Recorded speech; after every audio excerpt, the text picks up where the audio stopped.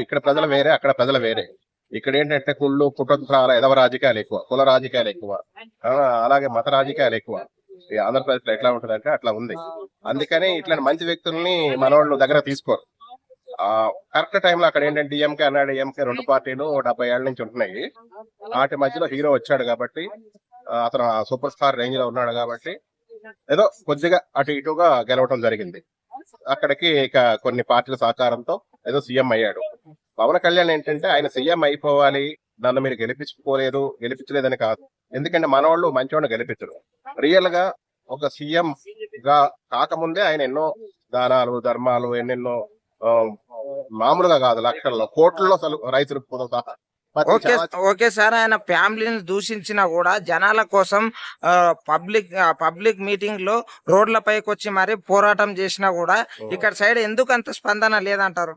ఉండదు, చెప్తున్నాను కదా. ఇప్పుడు మంచి చేసేవాడికి ఇక్కడ తెలుగు రాష్ట్రం అనే దాంట్లో మన ఆంధ్రప్రదేశ్ లో మరీ ఘోరం.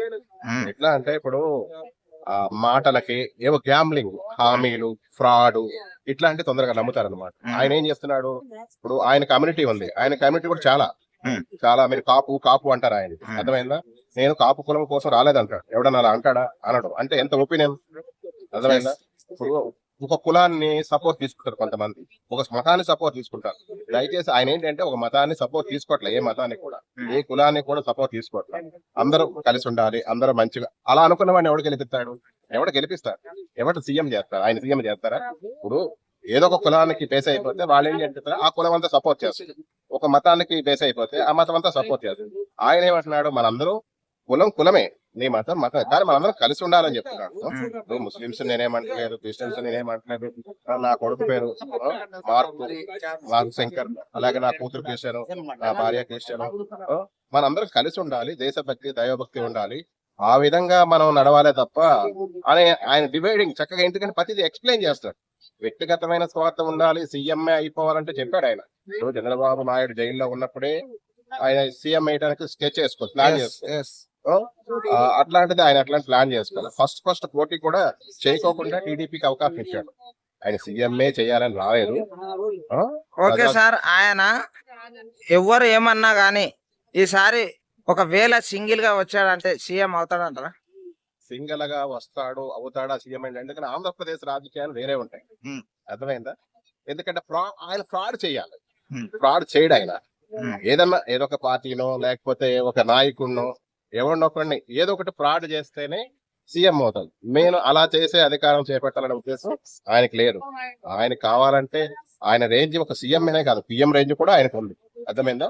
ఎందుకంటే ఢిల్లీ రేంజ్ ఆయన, ఇది కాదు, ఒక రాష్ట్ర రేంజ్ కాదు అది. దేశానికి ప్రధానమంత్రి ఒక ఫ్రెండ్ లా చూస్తాడు. ఓకే సార్, ఒక్క మాటలో ప్యాకేజీ అని ఆయనని ట్రోల్ చేసే వాళ్ళకి ఏం చెప్తారు?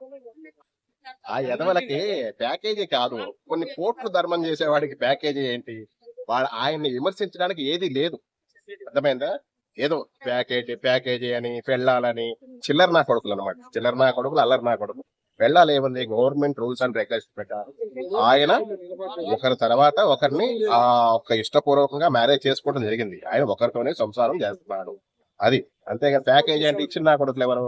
పుట్టినే ఇప్పుడు ఆయన బ్లేమ్ చేయాలి. పవన్ కళ్యాణ్ ఇప్పుడు టీడీపీ మనిషి, వైఎస్ఆర్సీపీ వాళ్ళు పవన్ కళ్యాణ్ ఏదో ఒకటి కెనకాలి, ఏదో ఒకటి విమర్శ చేయాలి, ఆ కూటమిని డ్యామేజ్ చేయాలని ఉద్దేశంతో ఆయన బ్లేమ్ చేయటం. కానీ ఏం పీకేది ఉండదు. తెలుసు, పబ్లిక్ తెలుసు కదా. పద్దాక ప్యాకేజీ అంటే పద్దాక ప్యాకేజీ పవన్ కళ్యాణ్ ఇచ్చినోడు ఎవడు? అది ఏమో నలుగురితో సంసారం చేస్తున్నాడు, నలుగురిని ఒకసారి పెళ్లి చేసుకున్నాడు ఆయన. అది ఏదైనా ప్రూఫ్స్ ఉంటాయా? ప్రజలకు అన్ని తెలుసు, అర్థమైందా? అంతవరకే. దయచేసి పవన్ కళ్యాణ్ గారు సీఎంఏ పిఎం చెప్పలేను, కానీ ఒక హై రేంజ్ లో మాత్రం ఇండియాలో టాప్ మోస్ట్ లో ఉంటాడు ఆయన.